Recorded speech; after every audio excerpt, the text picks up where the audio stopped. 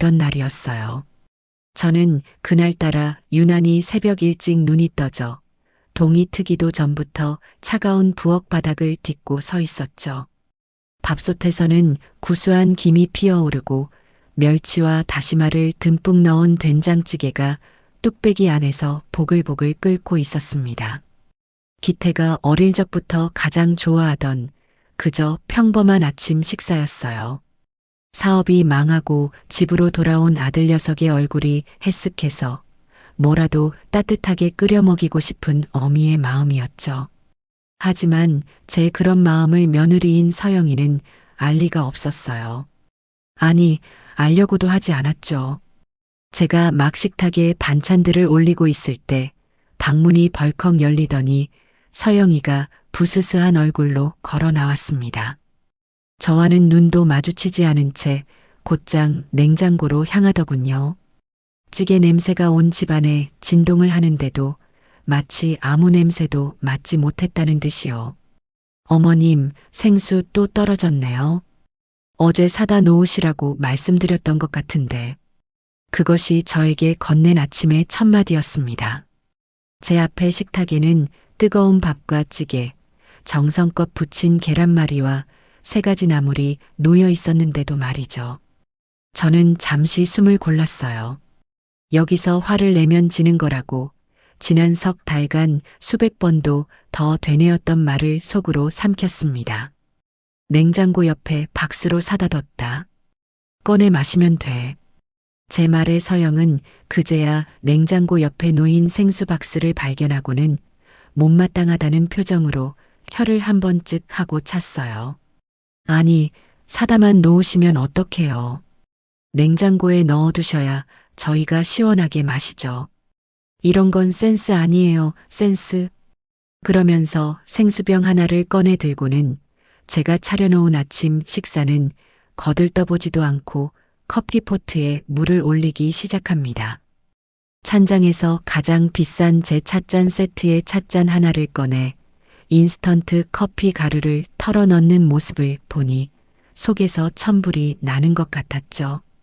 저건 남편이 살아생전 제게 마지막으로 선물한 정말 아끼고 아끼는 찻잔이었는데 말이에요. 서영아, 아침 차려놨으니 너도 와서 한술 떠라. 기태도 곧 일어날 테니 같이 먹으면 좋잖니. 제가 최대한 부드러운 목소리로 말했지만 서영이는 코웃음을 치며 대답했어요. 됐어요, 어머님. 누가 요즘 아침부터 밥이랑 찌개를 먹어요? 속 부대끼게. 전 그냥 커피 한 잔이면 충분해요. 그때 방문이 다시 열리고 잠이 덜 깬 기태가 나왔습니다. 아들 녀석은 부엌의 냉랭한 기류를 금세 알아차리고는 제 눈치와 서영의 눈치를 번갈아 살폈죠. 엄마, 좋은 냄새 나네. 찌개 끓였어? 그래, 너 좋아하는 걸로 끓였다. 얼른 세수하고 와서 밥 먹어. 우와, 잘 먹겠습니다. 철없는 아들의 목소리에 서영의 표정이 싸늘하게 굳어지는 게 보였습니다. 기태가 욕실로 들어가자마자 서영이가 보란 듯이 한숨을 푹 쉬며 제게 쏘아붙였어요. 어머님, 기태 씨 아직 몸도 성치 않은 거 아시죠? 사업 실패한 충격으로 지금 얼마나 힘들어하는데 아침부터 저렇게 밥 먹으면 속만 더부룩해져요. 저 사람은 제가 챙길 테니 어머님은 신경 좀 꺼주세요. 순간 제 손에 들려있던 주걱을 그대로 던져버리고 싶은 충동이 일었습니다. 제 자식 제가 밥 해먹이겠다는데 이제는 그것마저 신경 끄라고 말하는 며느리의 모습에 기가 막혔죠. 몸도 성치 않은 사람이라니 매일 밤늦게까지 휴대폰 게임이나 하면서 빈둥거리는 녀석이 뭐가 어떻다는 건지. 그래, 알겠다. 그럼 너라도 잘 챙겨 먹이려무나. 매일 배달 음식만 시켜 먹이지 말고. 제 말에 서영의 눈이 가늘어졌어요. 어머님, 저희가 돈이 없어서 배달 음식 시켜 먹는 줄 아세요? 다 입맛이 없어서 그런 거잖아요. 이 집만 오면 이상하게 입맛이 뚝 떨어져서 밥을 먹을 수가 없다고요. 결국 그 말은 이 집과 이 집에 사는 제가 문제라는 뜻이었죠.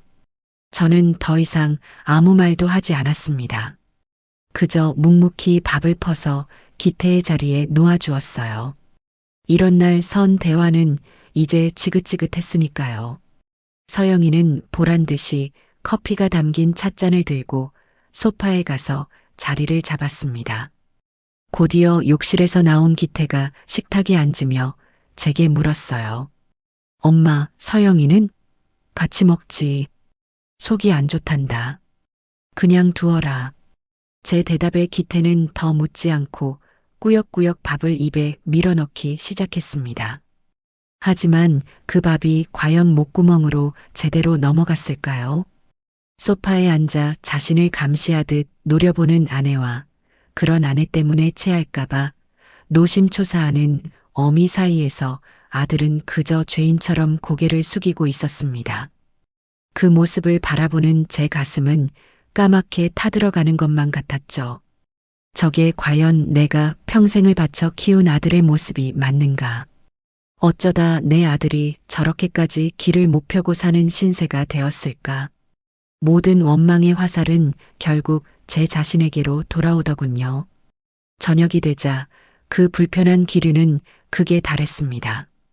낮 동안 각자 방에 틀어박혀 있던 우리는 저녁 시간이 되자 마지못해 거실로 기어 나왔어요. 서영이는 벌써 배달 앱을 켜고 휴대폰을 들여다보고 있었죠. 어머님, 저녁은 뭐 시켜 먹을까요? 오늘은 중식이 당기는데. 집에 재료 다 있는데 왜 자꾸 시켜 먹니? 내가 금방 차려주마. 아유, 됐어요. 어머님 음식은 너무 짜고 달아서 제 입에 안 맞아요. 그럼 네가 직접 해 먹으면 되지 않니? 부엌은 항상 열려 있는데. 제 말에 서영은 어이가 없다는 듯이 저를 쳐다봤습니다. 제가요? 제가 왜요? 지금 이 상황에 저더러 밥까지 하라는 말씀이세요? 저희가 왜 이 집에 들어와서 살고 있는지 벌써 잊으셨어요? 기어코 그 이야기가 나오고야 말았어요. 마치 그 말만 기다렸다는 듯이 서영은 휴대폰을 소파에 던지며 자리에서 일어났습니다. 어머님이 그때 집 담보로 대출만 딱 1억만 더 받게 해주셨어도 저희 회사 안 망했어요. 기태 씨가 얼마나 애원했어요? 이게 다 어머님 고집 때문이잖아요. 평생 살 것도 아닌 이 낡은 집 한 채 지키려다가 어머님 금쪽 같은 아들 인생을 완전히 나락으로 빠뜨린 거라고요. 서영의 쩌렁쩌렁한 목소리가 거실을 울렸습니다. 옆에 있던 기태가 다급하게 서영의 팔을 붙잡았죠. 여보, 그만해. 엄마한테 왜 그래? 왜 그래? 당신은 지금 이게 누구 잘못인 것 같은데? 당신 엄마만 아니었어도 우리 지금쯤 강남에 아파트 사서 잘 살고 있었어. 이 답답한 집구석에 갇혀서 매일 눈치밥 먹는 게 아니라. 서영은 기태의 손을 뿌리치며 제 앞으로 다가왔습니다. 그 눈에는 원망과 분노가 가득 담겨 있었어요. 아시겠어요, 어머님? 제 인생, 그리고 기태 씨 인생이 이렇게 된 건 전부 어머님 탓이라고요. 이 집 때문에, 어머님의 지긋지긋한 이 집착 때문에. 저는 아무 말 없이 서영이를 바라보았습니다. 할 말이 없어서가 아니었어요. 저런 몰상식한 주장에 일일이 대꾸할 가치를 느끼지 못했기 때문이죠. 제가 어떤 심정으로 이 집을 지켰는지 그깟 1억이 없어서 대출을 안 해준 게 아니라는 걸 저 아이는 평생 이해하지 못할 겁니다. 남편이 세상을 떠나고 어린 기태를 홀로 키우며 이 집을 지키기 위해 제가 어떤 고생을 했는지 상상조차 하지 못하겠죠. 그래, 내 탓이구나. 전부 내 탓이야. 제가 힘없이 내뱉은 말에 서영은 기세가 더욱 등등해졌습니다. 이제 아시겠어요? 그러니 저희한테 이렇게 살아라, 저렇게 살아라 잔소리할 자격 없으세요. 저희가 이 집에서 숨쉬고 사는 것만으로도 감사하게 생각하시라고요. 그 말을 끝으로 서영은 방으로 휙 들어가 버렸고 거실에는 저와 기태, 단둘만 남았습니다. 아들 녀석은 차마 제 얼굴을 보지 못하고 고개만 푹 숙이고 있었죠. 엄마 미안해. 서영이가 요즘 너무 힘들어서 그래. 그냥 한 귀로 듣고 흘려. 기태야. 저는 조용히 아들의 이름을 불렀습니다. 너도 그렇게 생각하니? 이 어미 때문에 네 인생이 망했다고.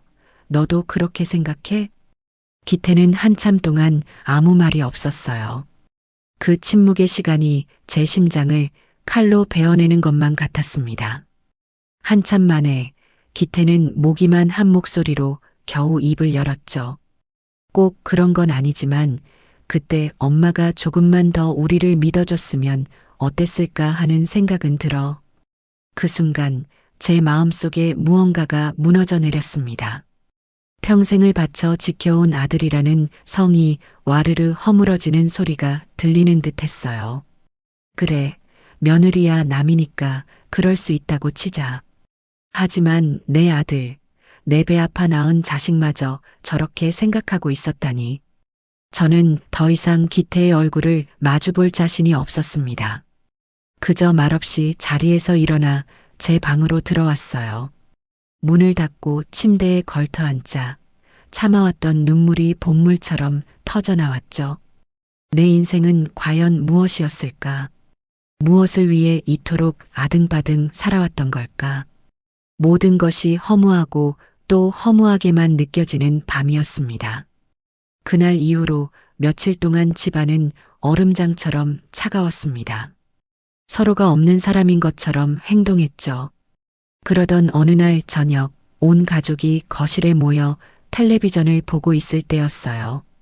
서영이 갑자기 리모컨을 빼앗아 들더니 채널을 돌리기 시작했습니다. 그러다 한 경제 채널에서 멈췄죠. 젊은 여성이 나와 자신이 창업한 디저트 카페 프랜차이즈로 수십억을 벌었다며 인터뷰를 하는 내용이었습니다. 와 대박이다. 저 여자 나랑 동갑인데 누구는 저렇게 사장님 소리 들으면서 돈을 긁어 모으고 누구는 시어머니 집에 얹혀 살면서 눈칫밥이나 먹고 인생 참 불공평하다. 거쳐 어머님? 서영은 보란듯이 저를 쳐다보며 비꼬았습니다. 저는 대꾸하지 않고 화면만 바라보았죠. 서영은 잠시 화면 속 여자를 부러운 눈으로 쳐다보더니 결심했다는 듯 자리에서 벌떡 일어났어요. 그리고는 거실 서랍으로 달려가 종이와 펜을 꺼내와서는 무언가를 미친 듯이 적어 내려가기 시작했습니다. 잠시 후 서영은 그 종이를 들고 제 앞에 와서 섰어요. 어머님, 제 인생 이대로 끝낼 수 없어요. 저도 저 여자처럼 성공할 수 있다고요. 그래서 뭘 어쩌라는 거냐? 어머님께서 저를 한 번만 밀어주세요. 딱 한 번만요. 그러면서 서영은 종이를 제 무릎 위에 탁 올려놓았습니다. 거기에는 사업 계획서라는 거창한 제목 아래 방금 텔레비전에서 본 그 디저트 카페의 이름과 예상 창업 비용 등이 조잡하게 적혀 있었죠. 제가 다 알아봤는데 저 프랜차이즈가 요즘 제일 잘 나간대요. 목 좋은 데다 가게 하나만 차리면 1년 안에 투자금 뽑고도 남는다고요. 어머님, 이건 단순한 부탁이 아니에요. 어머님, 노후를 위한 투자라고요. 투자. 저는 어이가 없어서 헛웃음이 나왔습니다. 사업을 말아먹은 지 반년도 채 지나지 않은 아이가 이제는 무슨 자신감으로 저런 말을 하는지 도무지 이해할 수가 없었어요. 돈이 어디 있어서 가게를 차리니? 너희들 지금 빚만 수억이잖니. 그러니까요. 그러니까 어머님이 도와주셔야죠. 서영의 목소리가 높아졌습니다. 어머님, 이 집 파세요. 어차피 평생 끌어안고 사실 것도 아니잖아요. 이 집 팔면 가게 차리고 저희 빚 갚고 작은 아파트 한 채 얻을 돈도 충분히 나와요. 제 말이 틀려요? 뭐? 제 인생 어머님 때문에 완전히 꼬여버렸다고 말씀드렸죠? 그러니 어머님이 책임지셔야 해요. 이 집 팔아서 가게 차려주세요.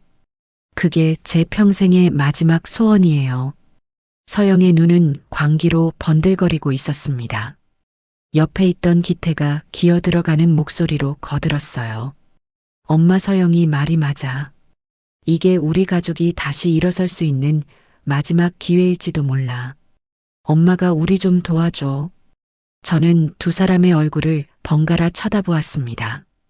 한 명은 자신의 실패를 남 탓으로 돌리며 마지막까지 제 것을 빼앗으려는 탐욕스러운 얼굴이었고, 다른 한 명은 그런 아내의 뒤에 숨어 스스로 일어설 생각조차 하지 못하는 나약하고 한심한 얼굴이었죠. 그 순간 저는 모든 것을 내려놓았습니다. 아들에 대한 기대, 이 가정을 지켜야 한다는 책임감, 그 모든 것들을요. 마음속 깊은 곳에서 차가운 분노와 함께 어떤 결심 하나가 조용히 피어오르고 있었습니다. 좋다. 제 입에서 나온 나직한 한마디에 서영과 기태의 눈이 동그래졌습니다. 네. 지금 뭐라고 하셨어요, 어머님? 저는 천천히 자리에서 일어나 두 사람을 똑바로 마주 보았습니다. 니들 소원 들어주마. 이 집 팔아서 니들 가게 차려주겠다. 제 대답에 서영의 얼굴에는 숨길 수 없는 희열이, 기태의 얼굴에는 안도와 미안함이 뒤섞인 표정이 떠올랐어요. 그들은 제가 드디어 현실을 받아들이고 두 손 두 발 다 들었다고 생각했겠죠. 하지만 그들은 몰랐을 겁니다. 그것이 제가 준비한 길고 긴 연극의 시작을 알리는 신호탄이었다는 것을요. 제 입에서 팔겠다는 말이 떨어진 순간 거실의 공기는 마치 시간이 멈춘 듯 팽팽해졌어요. 며느리 서영이는 제정신이냐는 듯 눈을 동그랗게 뜨고 저를 쳐다봤고, 아들 기태는 안절부절 못하며 제 얼굴과 아내의 얼굴을 번갈아 살폈죠. 아마 두 사람 다 제가 버럭 화를 내며 어디다 대고 그따위 소리를 하느냐 라고 소리칠 줄 알았을 겁니다. 늘 그래왔으니까요. 하지만 그날의 저는 더 이상 예전의 김선자가 아니었습니다. 어머님, 지금 진심이세요? 서영이가 믿을 수 없다는 목소리로 되물었어요. 그 목소리에는 의심과 함께 혹시나 하는 기대감이 선명하게 배어 있었죠. 저는 소파 등받이에 편안하게 몸을 기댄 채 태어나서 처음 지어보는 종류의 미소를 지으며 대답했습니다. 그럼 진심이지. 너희가 그렇게 간절히 원하는데 이 늙은이가 더 고집을 부려서 뭘 하겠니? 너희가 잘 되는 게 곧 내가 잘 되는 것 아니겠어. 제 대답이 끝나자마자 서영의 얼굴에 그늘 한 점 없는 환한 미소가 피어올랐습니다. 마치 로또 1등에 당첨된 사람처럼 주체할 수 없는 기쁨에 어쩔 줄 몰라 하는 얼굴이었어요. 어머님, 정말 감사해요. 제가 진짜 잘할게요. 어머님 은혜 평생 잊지 않을게요. 서영은 제게 달려와 덥석 손을 잡고 호들갑을 떨었습니다. 그 소나기의 힘이 어찌나 센지 제 마른 손목이 으스러지는 것 같았죠. 하지만 저는 아무렇지 않은 척 그저 인자한 시어머니의 미소를 유지할 뿐이었습니다. 기태도 그제야 상황 파악이 되었는지 얼굴 가득 안도와 기쁨을 띄우며 제 옆으로 다가왔어요. 엄마 고마워. 정말 고마워. 엄마가 이렇게 우리를 믿어주니까 정말 잘할 수 있을 것 같아. 그날 밤 저는 잠들기 전에 제 방으로 아들 기태를 조용히 불렀습니다. 거실에서는 서영이가 신이 나서 친구들과 통화하는 소리가 희미하게 들려오고 있었죠. 제 앞에 무릎을 꿇고 앉은 기태는 여전히 감격에 겨운 얼굴이었습니다. 기태야. 응, 엄마. 너는 정말로 이게 옳다고 생각하는 거니? 저는 마지막으로 아들의 진심을 확인하고 싶었어요. 혹시라도 아내의 등살에 못 이겨 마지못해 동의한 것은 아닌지, 어미에 대한 최소한의 미안함이라도 남아있는 건 아닌지 확인하고 싶었죠. 하지만 아들의 대답은 제 마지막 남은 희망마저 산산조각 내버렸습니다. 엄마, 물론이지. 서영이가 저렇게까지 확신에 차 있는 모습, 나 정말 오랜만에 봐. 자기가 하고 싶은 일을 찾아서 저렇게 열정적인데 남편으로서 어떻게 안 밀어줄 수 있겠어. 그리고 이건 그냥 가게 하나 차리는 게 아니야. 우리 가족 전체의 미래가 걸린 일이라고. 가족의 미래라. 그 미래를 위해 내가 평생을 바쳐 지켜온 이 집을 파는 것이 당연하다고 생각하는 거니? 제 목소리가 조금 떨렸던 것 같아요. 하지만 기태는 그 미세한 떨림을 전혀 눈치채지 못했습니다.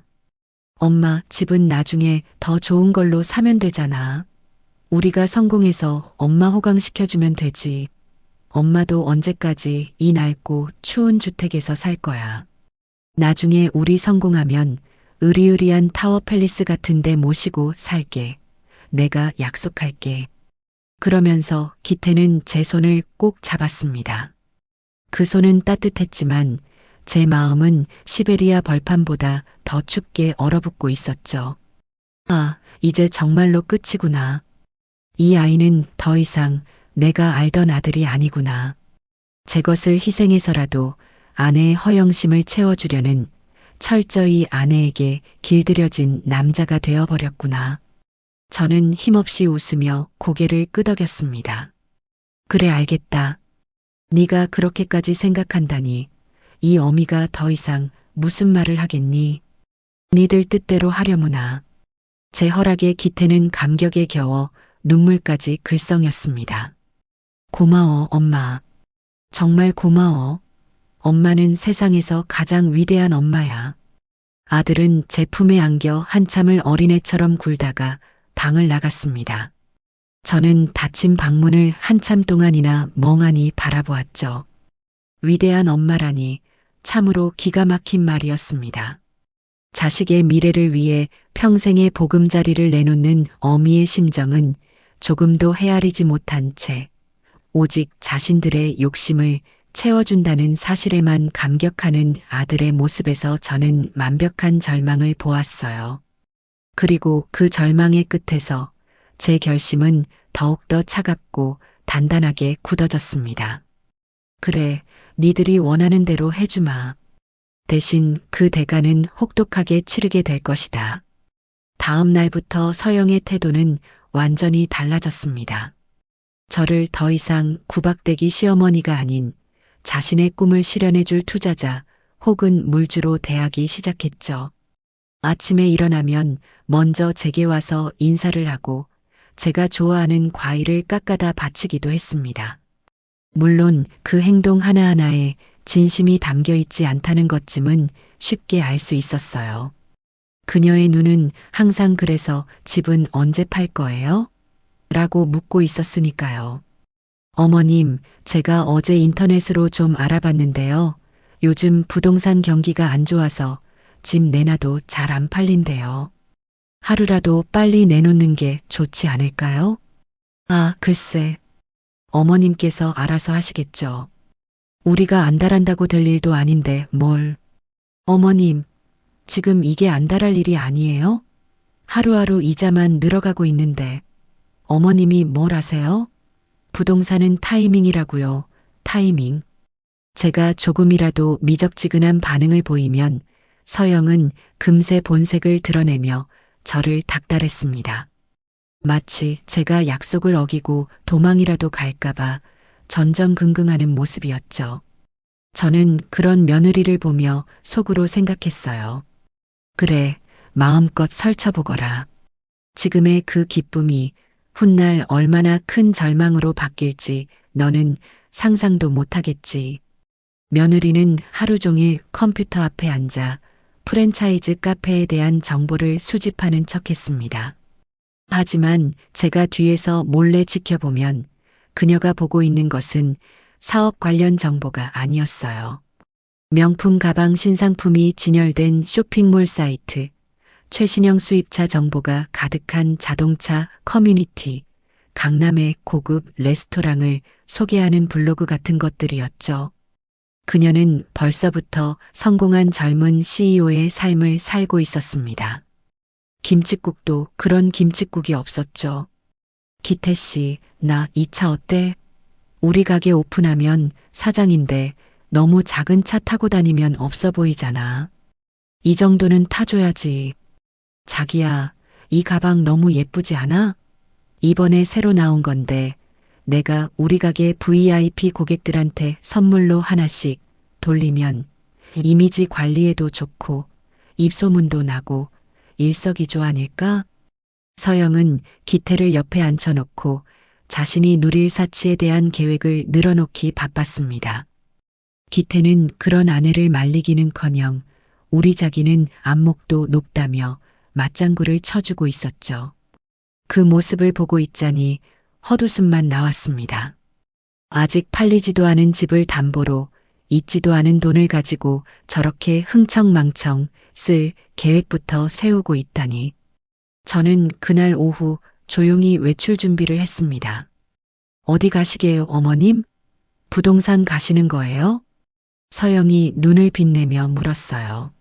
아니, 오랜만에 친구 좀 만나고 오련다. 제 대답에 서영의 얼굴에 실망한 기색이 역력했지만 저는 애써 모른 척하며 집을 나섰습니다. 제가 향한 곳은 부동산이 아니었어요. 남편의 오랜 친구이자 저와도 친자매처럼 가깝게 지냈던 동생의 집이었습니다. 몇 년 전 남편을 먼저 떠나보내고 혼자 지내는 동생이었죠. 언니, 어쩐 일이야? 연락도 없이. 응. 그냥 얼굴도 보고 싶고 부탁할 것도 좀 있어서. 저는 동생과 마주 앉아 그간 있었던 일들을 모두 털어놓았습니다. 아들 내외가 사업에 실패해서 집에 들어온 이야기부터 며느리가 집을 팔아 가게를 차려달라고 생떼를 쓰는 이야기까지. 제 이야기를 듣는 내내 동생은 자기 일처럼 붕괴하며 눈물을 글썽였어요. 어머, 미친 거 아니야, 걔.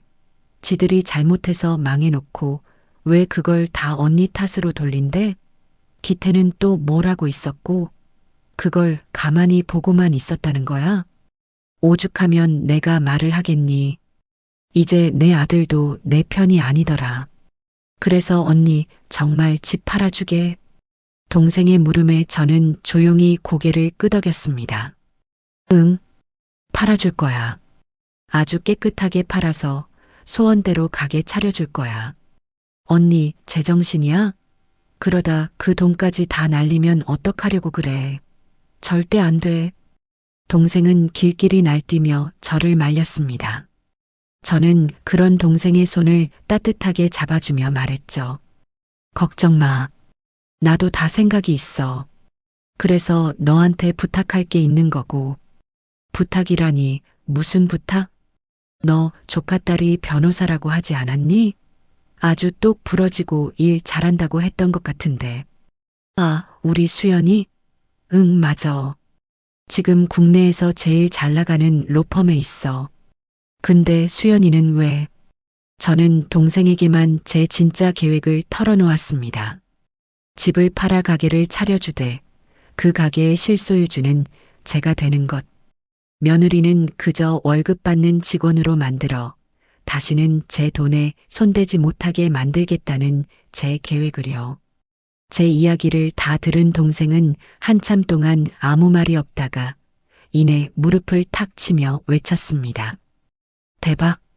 언니, 진짜 대박이다. 어떻게 그런 생각을 했어?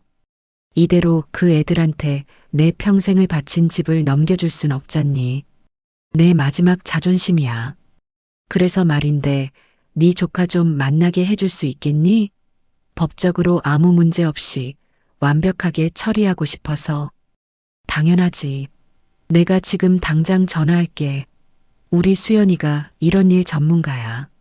언니, 걱정하지 마. 내가 어떻게든 돕게. 그 못된 것들한테 아주 제대로 본때를 보여주자고. 동생은 마치 자기 일처럼 팔을 걷어붙이고 나섰습니다. 저는 그제야 마음이 조금 놓이는 것 같았죠. 혼자서는 너무나 외롭고 막막했던 싸움이었는데 이렇게 내 편이 되어주는 사람이 있다는 사실만으로도 큰 힘이 되었습니다. 그렇게 저는 제 인생을 건 마지막 싸움을 위한 가장 믿음직스러운 아군을 얻게 된 것이었습니다. 며칠 뒤 저는 동생이 알려준 주소를 들고 강남의 한복판에 서 있었습니다. 하늘을 찌르듯이 솟아오른 거대한 빌딩 숲 사이에서 제가 오늘 찾아갈 로펌이 있다는 건물이 위용을 뽐내고 있었죠. 잠시 숨을 골랐어요.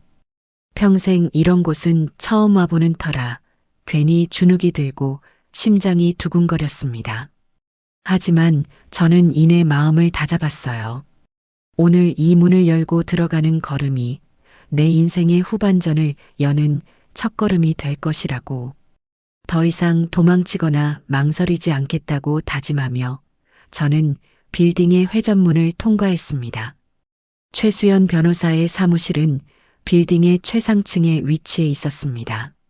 넓은 통유리창 너머로 서울의 전경이 한눈에 들어오는 그야말로 멋진 공간이었죠. 제가 들어서자 단정한 정장 차림의 젊은 여성이 자리에서 일어나 깍듯하게 인사를 했습니다. 동생에게 사진으로 먼저 보았던 바로 최수연 변호사였어요. 안녕하세요, 김선자 어르신. 최수연입니다. 이모님께 말씀 많이 들었습니다. 이쪽으로 앉으시죠. 그녀는 저를 회의실의 푹신한 소파로 안내하고는 따뜻한 차를 직접 내어주었습니다. 말투는 정중했지만 그 눈빛에서는 예리한 총기와 자신감이 느껴졌어요. 괜히 이 분야에서 최고라는 소리를 듣는 게 아니구나 싶었죠. 먼저 여기까지 오시느라 고생 많으셨어요. 이모님께 대강의 이야기는 전해 들었지만 어르신께 직접 자세한 말씀을 듣고 싶습니다. 부담 갖지 마시고 처음부터 끝까지 편안하게 다 말씀해 주세요.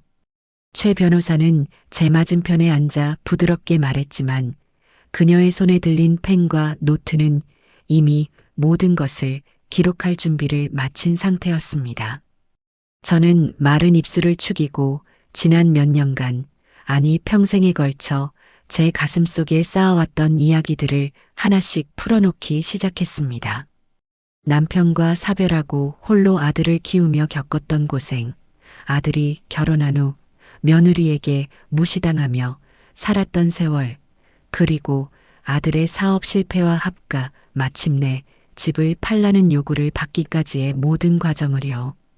제 이야기가 길어지는 동안 최 변호사는 단 한 번도 말을 끊거나 지루한 기색을 보이지 않았습니다. 그저 때로는 안타까운 표정으로, 때로는 분노에 찬 얼굴로 고개를 끄덕이며 제 이야기에 귀를 기울여 주었죠. 마치 오랫동안 묵혀둔 상처를 치료해주는 의사처럼 그녀는 제가 모든 응어리를 쏟아낼 때까지 묵묵히 기다려 주었습니다. 그래서 그날 결심했습니다. 제 집을 팔아서 며느리의 소원을 들어주기로요. 하지만 그냥 줄 수는 없어요. 그렇게 되면 저는 길바닥에 나앉고 저 아이들은 제 돈으로 흥청망청 살다가 또 모든 걸 잃고 제게 돌아올 게 뻔합니다. 저는 그걸 막고 싶어요. 이야기를 마친 저는 마지막으로 제 진짜 속내를 털어놓았습니다. 저는 제 돈을 지키고 싶은 게 아닙니다. 변호사님. 저는 제 인생을 지키고 싶은 거예요. 그리고 제 아들과 며느리에게 세상이 얼마나 무서운 곳인지 자기 행동에 대한 책임을 진다는 게 어떤 의미인지를 뼈저리게 가르쳐주고 싶습니다. 며느리가 그토록 원하던 사장이라는 자리에 앉혀주되 그 자리가 사실은 아무 권한도 없는 허수아비 자리였다는 걸 깨닫게 해주고 싶어요. 그래서 다시는 그 누구의 탓도 하지 못하도록 완벽하게 스스로의 어리석음과 탐욕 때문에 무너졌다는 사실을 인정하게 만들고 싶습니다. 제 말이 끝나자 회의실에는 잠시 정적이 흘렀습니다. 최 변호사는 잠시 생각에 잠긴 듯 눈을 감고 있더니 이내 결심한 듯 눈을 뜨고 저를 바라보며 말했어요. 알겠습니다, 어르신. 어르신의 뜻 정확히 이해했습니다. 어르신께서 원하시는 건 단순한 법적 조력이 아니라 완벽한 전략이군요. 네, 맞습니다. 좋습니다. 방법이 있습니다. 아주 합법적이고 완벽하게 상대를 제압할 수 있는 방법이요. 최 변호사의 목소리에는 자신감이 넘쳤습니다. 그녀는 자리에서 일어나 회의실의 화이트보드로 걸어가더니 마커펜을 들고 무언가를 그리기 시작했어요. 단순히 돈을 빌려주고 차용증을 받거나 가게의 명의만 어르신 앞으로 해두는 건 의미가 없습니다. 며느님 성격상 분명히 가게 돈을 마음대로 쓰려 할 테고 어차피 다 우리 돈인데 어떠냐는 식으로 나올 게 뻔해요. 그걸 법적으로 제재하기는 아주 까다롭습니다. 그래서 우리는 완전히 새로운 판을 짜야 합니다. 그녀는 화이트보드 중앙에 네모 상자를 그리고 그 안에 주식회사 김성컴퍼니라고 적었습니다. 어르신 명의로 1인 법인을 설립하는 겁니다. 주주는 어르신 한 분, 대표이사도 당연히 어르신이시죠. 집을 판 돈은 개인 통장이 아닌 이 법인의 통장으로 들어가게 됩니다. 즉, 그 돈은 이제 어르신 개인의 돈이 아니라 JS 컴퍼핀이라는 회사의 자본금이 되는 겁니다. 저는 그녀의 말을 이해하기 위해 온 신경을 집중했어요. 그리고 며느님이 그토록 원하는 프랜차이즈 카페 있죠? 그 카페의 계약 당사자는 며느님 개인이 아니라 바로 이 김성 컴퍼니가 되는 겁니다. 가게 보증금, 인테리어 비용, 기계 설비 등 모든 자산의 소유권은 법인에게 있습니다. 이해되시나요? 그럼 내 며느리는 어떻게 되는 겁니까?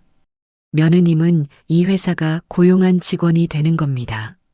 직함은 아주 근사하게 총괄 매니저나 점장으로 해주죠. 며느님은 회사와 근로계약서를 작성하고 매달 정해진 월급을 받아가게 됩니다. 가게에서 아무리 많은 수익이 나더라도 그 수익은 며느님 개인의 것이 아니라 전부 법인의 소유가 되는 거고요. 최 변호사의 설명을 듣는 순간 제 머릿속에 번개가 치는 듯 했습니다. 아, 이런 방법이 있구나. 저는 감탄을 금치 못하며 그녀를 바라보았죠. 그럼 가게 운영은 어떻게 되는 거죠? 제가 매일 가서 감시할 수도 없는 노릇인데요. 물론입니다. 그래서 가장 중요한 것이 바로 근로계약서입니다. 최 변호사는 다시 자리로 돌아와 미리 준비해둔 서류 샘플을 제게 보여주었습니다. 이 근로계약서에 아주 강력한 조항들을 포함시킬 겁니다.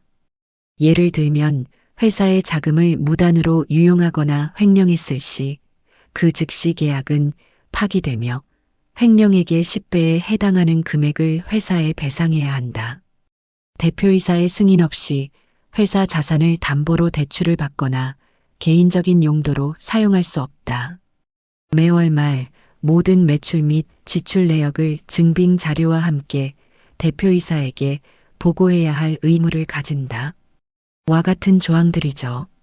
그녀가 읊어주는 조항들은 하나하나가 며느리의 손발을 꽁꽁 묶어버릴 강력한 족쇄나 다름없었어요.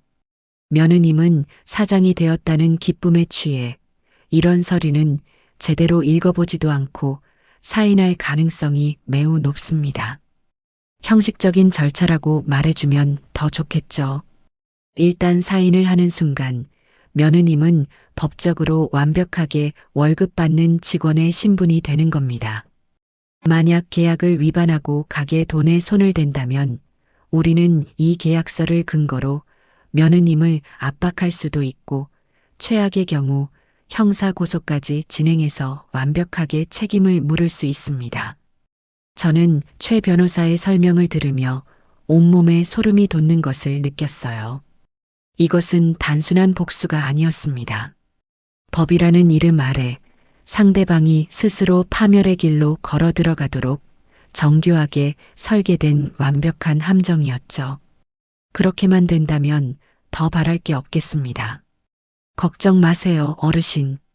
법인 설립부터 계약서 작성, 그리고 앞으로 발생할 모든 법률 문제까지 제가 책임지고 처리하겠습니다. 어르신께서는 이제 배우가 되시면 됩니다. 아무것도 모르는 척 오직 자식의 미래를 위해 모든 것을 희생하는 마음 약한 어머니의 역할을 완벽하게 연기해 주시면 되는 겁니다. 최 변호사는 제 손을 잡으며 환하게 웃었습니다. 그 미소를 보는 순간 저는 이 싸움에서 반드시 이길 수 있다는 확신이 들었어요. 혼자였다면 감히 상상도 못했을 일이었죠. 하지만 이제 제 곁에는 천군만마와도 같은 든든한 아군이 생겼습니다. 저는 그날 최수연 변호사에게 제 인생의 모든 것을 건 이 위험한 연극의 총감독 자리를 맡기기로 결정했습니다.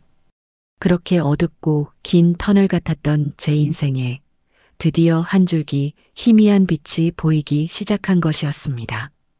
최수연 변호사와의 만남 이후 모든 것은 일사천리로 진행되었습니다.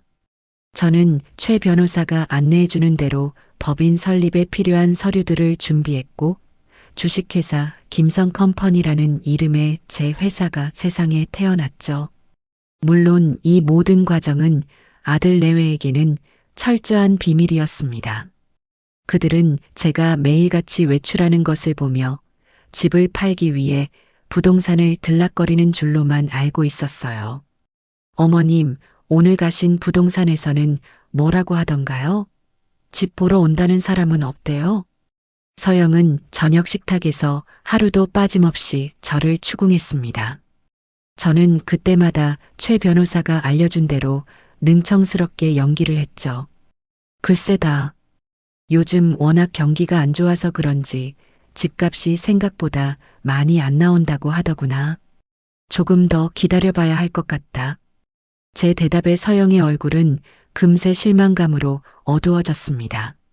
아니, 그걸 말이라고 하세요? 지금 우리한테 시간이 어디 있다고요? 그냥 웬만한 가격에 후딱 팔아버리세요. 손해 좀 보면 어때요?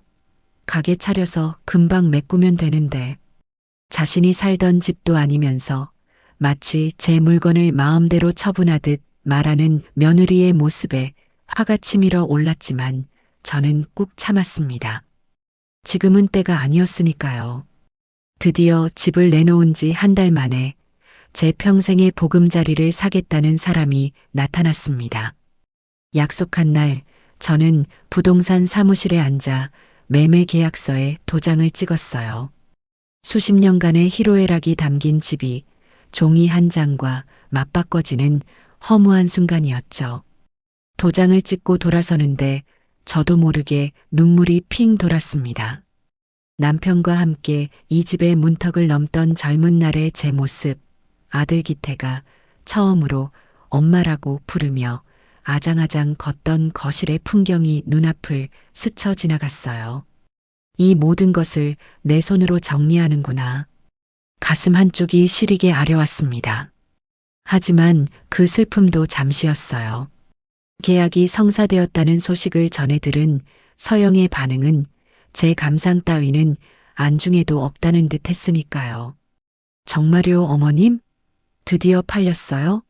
얼마 받기로 하셨어요? 계약금은요? 계약금은 오늘 바로 들어오는 거죠? 서영은 전화기 너머로 거의 비명을 지르다시피 했습니다. 저는 차가운 목소리로 대답했죠. 그래, 팔렸다. 계약금은 내일 오전에 들어온다고 하더구나. 그날 밤 아들 내외는 작은 축하 파티를 열었습니다. 비싼 와인과 스테이크를 사와서는 마치 벌써부터 큰 돈을 번 사람들처럼 행세했죠. 어머님, 정말 고생 많으셨어요. 이제 저희만 믿으세요. 이 은혜 저희가 100배, 1000배로 갚을게요. 서영은 와인잔을 높이 들며 제게 아부를 떨었습니다. 하지만 저는 알고 있었어요. 저 아이는 은혜를 갚을 생각 따위는 애초에 없다는 것을. 그저 제 돈을 자기 돈처럼 쓸 생각에 신이 나 있을 뿐이라는 것을요. 잔금이 치러지고 등기 이전까지 모두 마친 날 저는 조용히 제 짐을 쌌습니다. 아들 내외는 당연히 제가 자신들과 함께 살 것이라고 생각했겠지만 저는 그럴 마음이 전혀 없었죠. 어디 가시게요, 어머님? 나도 이제 내 집으로 가야지. 네. 어머님 집이 어디 있으세요? 이 집 이제 우리 집 아닌데. 걱정 마라. 내가 살 집은 미리 구해뒀으니.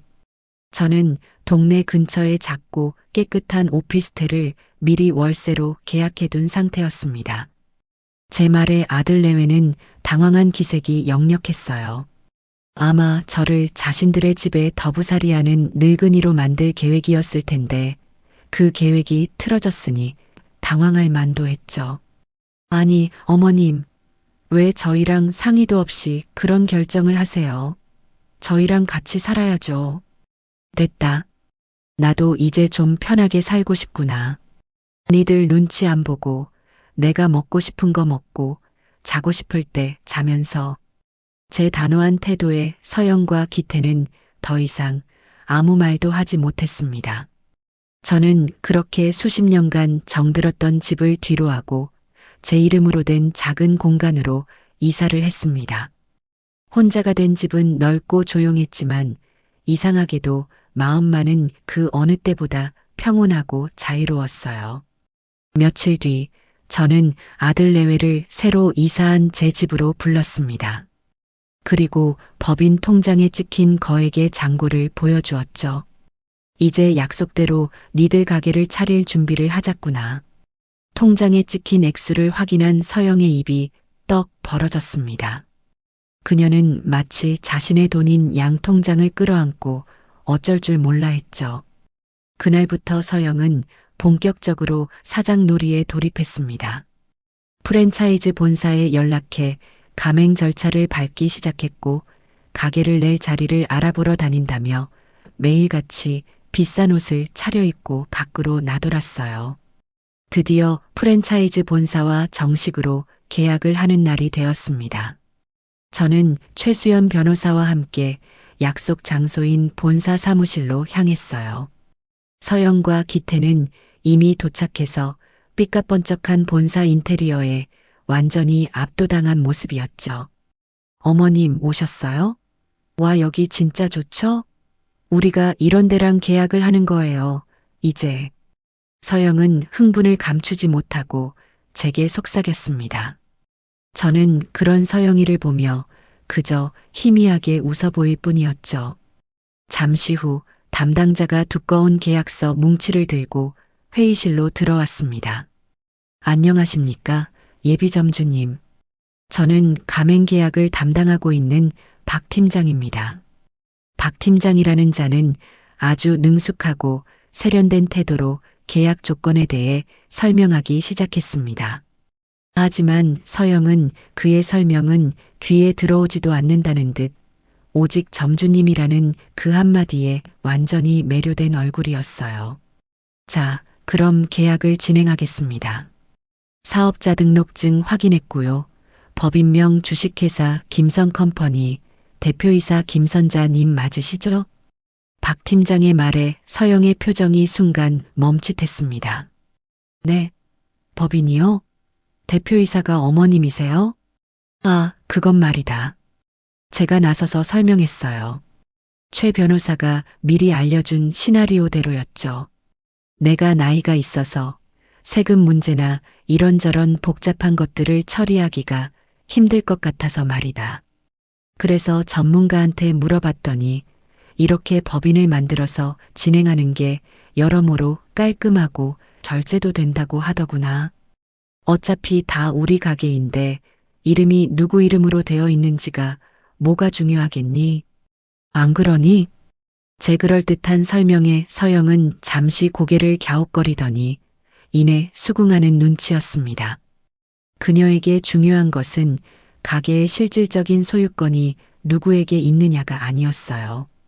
그저 남들 앞에서 사장님 소리를 들으며 가게를 운영하는 자신의 모습이 중요했을 뿐이니까요. 네, 어머님 말씀이 그렇다면야. 맞아요. 다 우리 가게인데 그게 뭐가 모든 것이 계획대로 순조롭게 흘러가고 있었습니다.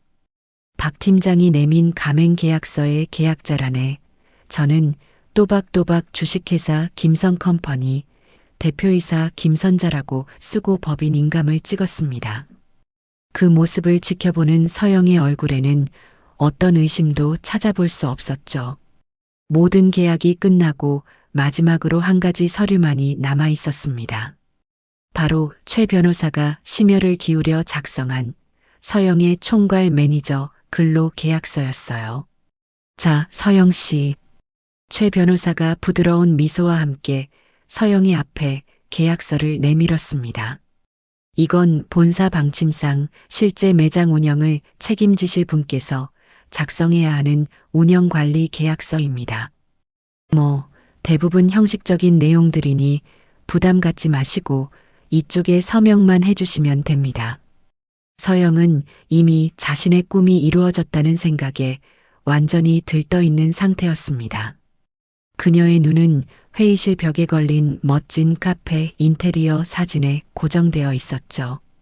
그녀는 수십 장에 달하는 계약서의 내용은 거들떠보지도 않은 채 최 변호사가 가리키는 곳마다 기계적으로 자신의 이름을 적고 사인을 했습니다. 그 계약서의 조항 하나하나가 자신의 목을 조여올 덫이라는 사실은 꿈에도 모른 채 말이죠. 마지막 페이지에 사인을 마친 서영이 환하게 웃으며 펜을 내려놓았습니다. 그 순간 저는 알 수 있었어요. 이제 주사위는 던져졌고 이 길고 지독한 연극의 이막이 시작되었다는 것을. 며느리의 얼굴에 떠오른 저 찬란한 미소가 절망의 비명으로 바뀌는 날이 그리 멀지 않았다는 것을 말입니다. 드디어 며느리 서영이의 꿈이 이루어지는 날이 밝았습니다. 그녀가 입버릇처럼 말하던 사장님 소리 듣는 날이 온 것이죠. 가게는 서울에서도 가장 유동인구가 많다는 번화가, 그 중에서도 가장 목이 좋은 코너 자리에 위치해 있었습니다. 최고급 자재로 마감된 인테리어는 프랜차이즈 본사에서도 이례적이라며 칭찬을 아끼지 않을 정도였고, 가게 앞은 서영의 친구들과 지인들이 보낸 축하 화환으로 발 디딜 틈이 없었죠. 어머님, 저기 가운데 제일 큰 화환 보이세요? 제 친구 중에 아버님이 방송국 국장이신 분이 있는데 그 친구가 보내준 거예요. 역시 인맥이 재산이라니까요. 서영은 오늘을 위해 머리부터 발끝까지 명품으로 휘감은 채 제 옆에 서서 속삭였습니다. 그녀의 얼굴에는 세상을 다 가진 듯한 오만함과 흥분이 가득했어요. 저는 그저 온화한 미소를 지으며 고개를 끄덕여 주었습니다. 그래, 마음껏 즐기려무나. 네가 주인공인 무대는 오늘이 마지막일 테니. 속으로는 차가운 독백을 삼키면서요. 오픈 기념 파티가 시작되자 가게는 서영이 불러 모은 사람들로 인산인해를 이루었습니다. 서영은 사람들 사이를 오가며 자신이 얼마나 대단한 사업 수완을 가졌는지, 이 가게를 열기 위해 얼마나 많은 노력을 했는지 떠벌리기 바빴죠. 얘들아, 이거 다 내가 하나부터 열까지 직접 고른 거야. 이 타일 하나도 이태리에서 직접 공수해 온 거라니까. 어머님? 우리 어머님은 그냥 투자만 좀 해주셨지.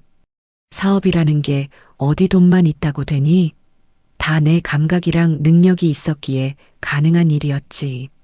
친구들 앞에서 저를 돈만 대준 늙은이 취급하는 며느리의 목소리가 제 귀에도 선명하게 들려왔습니다. 제 옆에 서 있던 아들 기태는 그저 멋쩍게 웃으며 제 눈치만 살피고 있었죠. 저는 괜찮다는 듯 아들의 어깨를 토닥여 주었습니다. 이 모든 것은 제 계획의 일부였으니까요. 서영이가 스스로를 대단한 능력자라고 믿으면 믿을수록 나중에 더 큰 나락으로 떨어지게 될 테니까요. 파티가 무르익자 서영은 와인잔을 들고 단상 위로 올라갔습니다. 자자, 다들 주목해 주세요. 이 가게의 사장이자 앞으로 대한민국 디저트 업계를 이끌어 나갈 CEO 오서영입니다. 사람들의 환호와 박수 소리가 터져 나왔습니다. 서영은 그 함성을 온몸으로 즐기며 거만하게 턱을 치켜들었죠. 제가 이 자리에 서기까지 정말 많은 일들이 있었습니다.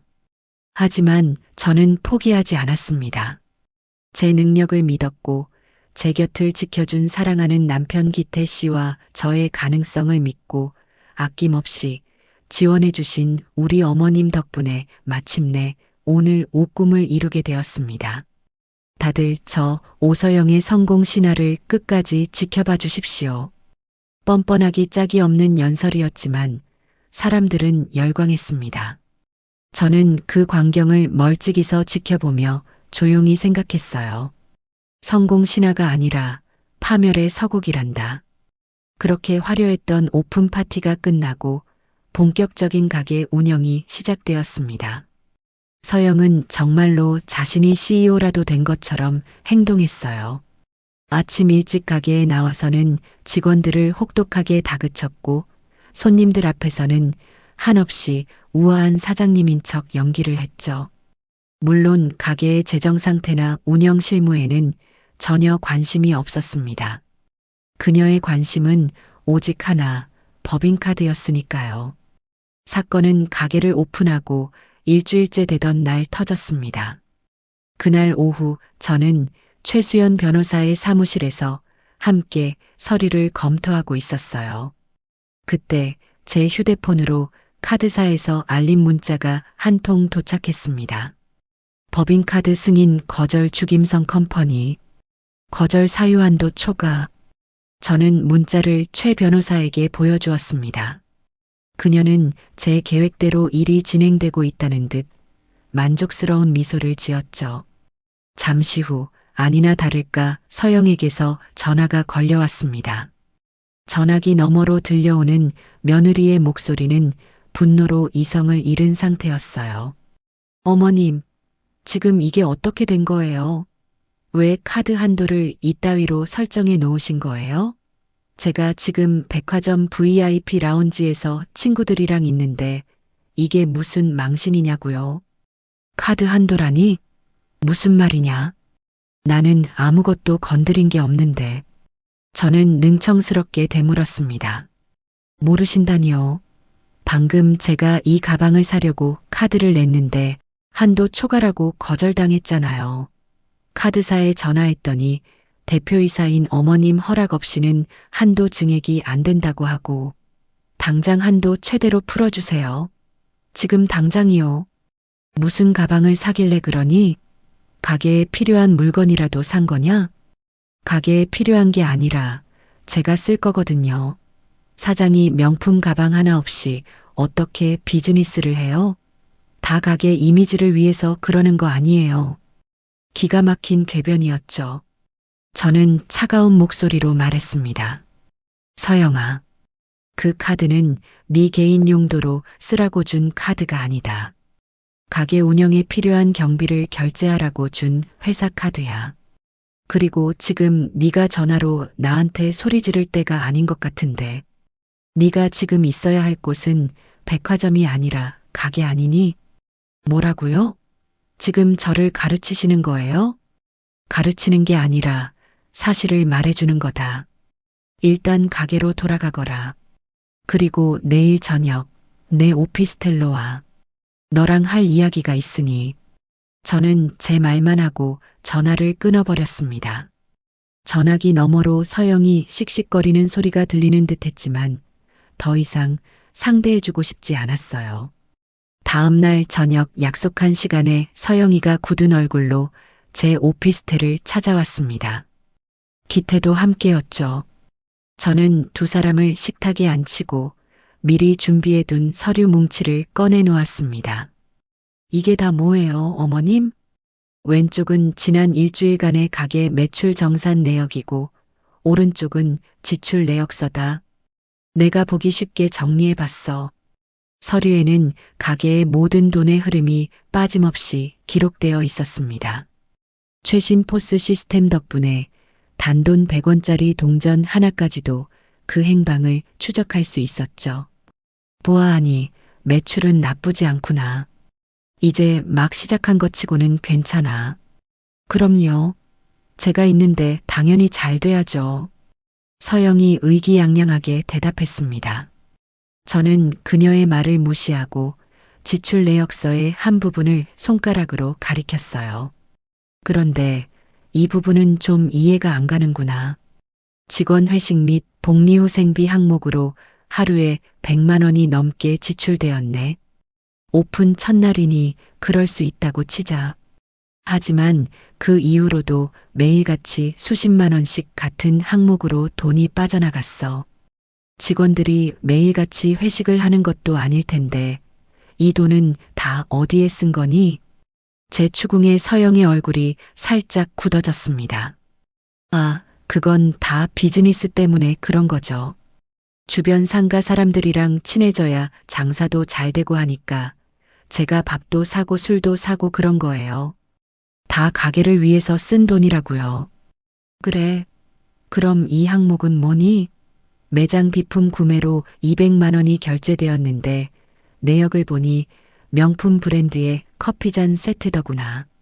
우리 가게는 본사에서 제공하는 컵만 쓰기로 계약되어 있는데 이게 왜 필요한 거지? 그건 VIP 손님들 오시면 따로 내드리려고 가게 품격을 위해서. 서영의 목소리가 점점 기어들어갔습니다. 저는 마지막으로 어제 승인 거절되었던 바로 그 항목을 짚었어요. 그리고 이건 어제 있었던 일이지. 업무 추진비 명목으로 명품 가방을 사려고 했더구나. 이것도 가게 품격을 위해서 그런 거니? 서영은 아무 말도 하지 못했습니다. 옆에 있던 기태가 보다 못해 나섰죠. 엄마, 서영이도 다 가게 잘 되라고 그런 거지. 다른 뜻이 있었겠어. 아직 시작 단계니까 이것저것 필요한 게 많아서 그랬을 거야. 너무 빡빡하게 굴지 마. 저는 그런 아들을 한심하다는 듯이 쳐다보며 말했습니다. 기태야, 이건 빡빡하게 구는 게 아니란다. 회사를 운영하는 기본 원칙에 대한 이야기야. 내 돈이면 이렇게 써도 상관없겠지. 하지만 이 돈은 내 돈도 니들 돈도 아닌 주식회사 김성컴퍼니라는 법인의 돈이다. 법인의 돈은 단 1원이라도 정해진 목적과 절차에 맞게 사용해야 하는 거란다. 그걸 어길 시에는 업무상 횡령이라는 무서운 죄가 성립되는 거고, 제 입에서 횡령이라는 단어가 나오자 두 사람의 얼굴이 하얗게 질렸습니다. 저는 바로 그때 최 변호사가 만들어준 또 다른 서류 뭉치를 꺼내 그들 앞에 놓았습니다. 이게 뭔데요?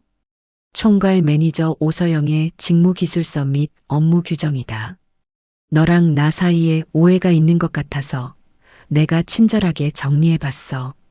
거기에는 서영이가 앞으로 해야 할 일과 해서는 안 될 일이 아주 상세하게 적혀 있었습니다. 매일 아침 출근해서 매장 청소 상태를 점검하는 것부터 시작해서 하루 매출을 마감하고 본사에 보고하는 방법, 재고 관리, 직원 근무 태도 평가, 그리고 가장 중요한 모든 지출은 대표이사 김선자의 사전 승인을 득해야 한다는 조항까지. 어머님, 이건 너무 하시잖아요. 저보고 사장을 하라는 거예요. 직원을 하라는 거예요. 서영이 참지 못하고 소리쳤습니다. 저는 그런 며느리를 아주 차갑고 무표정한 얼굴로 바라보며 대답했죠. 나는 처음부터 너에게 사장을 시켜준다고 한 적이 없단다. 네 소원은 가게를 차리는 것이었지.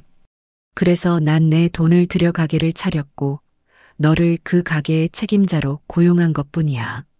너는 이 가게의 주인이 아니라 나한테 고용된 월급쟁이 직원이라고. 혹시 잊었을까봐 말해주는데 네가 사인한 근로계약서에도 다 명시되어 있는 내용이란다. 제 말이 끝나자 서영의 얼굴이 절망으로 일그러졌습니다. 그제야 자신이 얼마나 어리석은 함정에 빠졌는지를 깨달은 듯했죠. 그녀는 아무 말도 하지 못하고 그저 부들부들 떨고만 있었습니다. 그렇게 길고 길었던 꼭두각시 사장님의 첫 번째 실무회의는 저의 완벽한 승리로 막을 내렸습니다. 그날 이후 가게의 분위기는 완전히 달라졌습니다. 서영은 더 이상 사장님 행세를 할 수 없게 되었죠. 모든 지출은 제 허락을 받아야 했고 매일 저녁 저에게 그날의 모든 업무를 보고해야 했습니다. 그녀에게 남은 것이라고는 매니저라는 직함과 친구들 앞에서 허세를 부릴 수 있는 예쁜 가게뿐이었어요. 하지만 사람의 본성은 쉽게 변하지 않는 법이죠. 며칠간은 제 감시 아래에서 얌전히 지내는가 싶더니 서영은 금세 새로운 방법을 찾아냈습니다. 바로 현금 매출을 빼돌리는 것이었어요. 카드 매출은 모든 기록이 남지만 손님들이 현금으로 계산한 돈은 잠시 눈을 속이면 얼마든지 자기 주머니로 챙길 수 있다고 생각한 모양이었습니다. 처음에는 소심하게 시작했습니다. 하루에 10,000원, 20,000원 정도를 계산기에서 빼내 자신의 지갑으로 옮겼죠. 저는 포스 시스템을 통해 매일같이 매출 보고를 받고 있었기 때문에 실제 현금 매출과 입금된 액수 사이에 차이가 발생한다는 사실을 금세 알아차렸습니다. 하지만 저는 아무 말도 하지 않았어요. 최 변호사의 조언에 따라 증거가 확실하게 쌓일 때까지 기다리기로 한 것이죠. 서영의 범행은 날이 갈수록 대담해졌습니다. 하루에 빼돌리는 돈은 10만 원을 훌쩍 넘기기 시작했고 심지어는 장부까지 조작하려는 시도를 하더군요. 자신이 얼마나 똑똑하다고 생각했는지는 모르겠지만 그녀의 모든 행동은 가게 구석구석에 설치된 CCTV와 제가 언제든 원격으로 접속할 수 있는 포스 시스템에 의해 낱낱이 기록되고 있었습니다. 저는 매일 밤 서영이 계산대에서 돈을 훔치는 장면이 담긴 영상을 제 컴퓨터에 차곡차곡 저장했어요. 그리고 포스 기록과 실제 입금액의 차액을 엑셀 파일에 날짜별로 꼼꼼하게 정리해 나갔죠. 그렇게 한 달이라는 시간이 흘렀습니다. 서영이 횡령한 금액은 어느덧 수백만 원에 달하고 있었어요. 그동안 기태는 아내가 매일같이 새로운 옷과 가방을 사들이는 것을 보면서도 아무런 의심을 하지 못했습니다. 아니, 애써 외면하고 있었는지도 모르죠. 그저 가게가 아주 잘 되어서 서영이가 보너스를 많이 받는 것이라고 편리하게 생각하고 싶었을 겁니다. 저는 이제 칼을 뽑아야 할 때가 왔다고 판단했습니다. 최 변호사에게 연락해 그동안 수집한 모든 증거 자료들을 넘겼어요. 며칠 뒤 최 변호사는 법인의 이름으로 작성된 서슬퍼런 내용 증명 한 통을 아들 내외가 살고 있는 집으로 발송했습니다. 등기 우편으로 오직 본인만 수령할 수 있도록 말이죠. 며칠 뒤 저는 기태에게서 전화를 받았습니다. 전화기 너머로 들려오는 아들의 목소리는 공포와 절망으로 완전히 무너져 내린 상태였어요.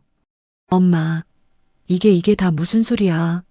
지금 집에 무슨 법원에서 온 것 같은 우편물이 왔는데 서영이가 회사 돈을 횡령했다니 이게 다 사실이야? 법원에서 온 게 아니라 우리 회사 법무팀에서 보낸 거겠지. 그리고 거기 적혀 있는 내용은 전부 사실이다. 제 차분한 대답에 기태는 거의 울부짖다시피 했습니다. 사실이라고? 아니, 엄마. 어떻게 이럴 수가 있어. 서영이가 왜 아니, 그것보다 엄마는 이걸 다 알면서도 가만히 있었다는 거야? 왜 나한테 말 안 했어? 너한테 말했으면 뭐가 달라졌을까? 네가 네 아내를 말리기라도 했을 것 같니? 아니, 너는 오히려 내게 와서 서영이가 그럴 리 없다. 엄마가 오해한 거다라며 아내 편을 들었겠지. 안 그러니? 제 전곡을 찌르는 말에 기태는 아무 대답도 하지 못했습니다. 저는 이어서 말했죠. 일단 서영이 데리고 내 오피스텔로 와라. 오늘 이 문제 끝을 봐야겠다. 1시간쯤 지났을까요? 초인종 소리가 들리고 저는 문을 열어주었습니다. 문 앞에는 사색이 된 기태와 여전히 현실을 부정하는 듯 분노로 가득 찬 얼굴에 서영이가 서 있었어요. 어머님, 이게 다 무슨 장난이세요? 제가 뭘 어쨌다고 이런 걸 보내세요? 저를 도둑으로 모시는 거예요, 지금. 서영은 거실로 들어오자마자 내용 증명 서류를 제 앞에 휙 던지며 소리쳤습니다. 저는 그녀를 소파에 앉히고 맞은편에 앉아 조용히 노트북을 열었어요. 장난인지 아닌지는 네가 직접 보고 판단하거라. 저는 노트북 화면을 돌려 그들에게 보여주었습니다. 화면 속에서는 지난 한 달간 서영이가 계산대에서 돈을 훔치는 모든 장면들이 날짜별로 정리되어 재생되고 있었어요. 처음에는 주위를 살피며 조심스럽게 돈을 빼돌리는 모습부터 나중에는 아주 대담하고 자연스럽게 현금을 자기 지갑에 쑤셔 넣는 모습까지 모든 것이 선명하게 녹화되어 있었죠. 자, 이건 엑셀 파일이다. 왼쪽은 포스에 찍힌 그날의 현금 매출, 오른쪽은 법인 통장에 입금된 금액, 그리고 맨 끝이 네가 가져간 돈의 액수다. 지난 한 달간 네가 훔쳐간 돈이 총 얼마나 되는지 네 눈으로 똑똑히 확인해봐. 서영의 얼굴이 하얗게 질리다 못해 파랗게 변해갔습니다.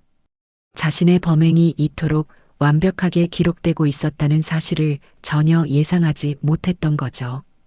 그녀의 입술이 파르르 떨렸고 눈동자는 겁에 질려 하염없이 흔들렸습니다. 이건 조작된 거예요. 제가 안 그랬어요. 어머님이 저를 쫓아내려고 함정을 파신 거라고요. 궁지에 몰린 서영은 끝까지 발뺌을 하기 시작했습니다. 하지만 바로 그 순간 옆에서 모든 것을 지켜보던 기태가 자리에서 벌떡 일어나 서영의 뺨을 내리쳤습니다. 짝 하는 날카로운 소리가 거실을 울렸고 저도 기태도 그리고 서영 자신도 놀라 그 자리에 얼어붙었죠. 너 미쳤어? 지금 나를 쳤어? 닥쳐. 기태는 평생 한 번도 들어본 적 없는 낯설고도 서늘한 목소리로 소리쳤습니다. 네가 어떻게 이런 짓을 할 수가 있어. 엄마가 우리 믿고 마지막 남은 집까지 팔아서 마련해준 가게인데 네가 어떻게 거기서 돈을 훔칠 생각을 해? 네가 인간이야? 뭐? 내가 훔쳐?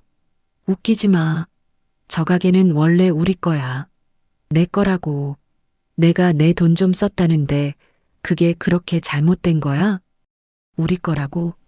이 바보 같은 여자야. 이게 진짜 네 가게라고 생각해? 당신 엄마가 내민 그 계약서 읽어보기는 했어? 당신은 그냥 월급 받고 일하는 직원일 뿐이라고.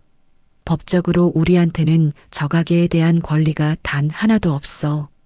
기태의 절규에 서영의 얼굴이 절망으로 무너져 내렸습니다. 그녀는 그제야 모든 것을 깨달은 듯 했어요. 자신이 얼마나 정교하게 짜인 판 위에서 놀아나고 있었는지를, 그리고 자신이 저지른 행동이 어떤 결과를 초래할지를. 안 돼.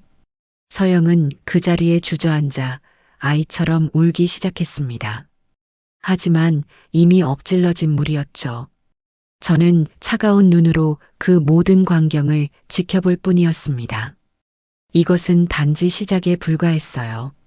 스스로의 탐욕이 불러온 대가를 저 아이는 이제부터 뼈저리게 치르게 될 테니까요. 그날 이후 저희 집은 그야말로 지옥이나 다름없었습니다. 기태와 서영은 매일같이 서로를 물어뜯으며 싸웠고 집안의 모든 물건들이 그들의 분노를 이기지 못하고 부서져 나갔죠.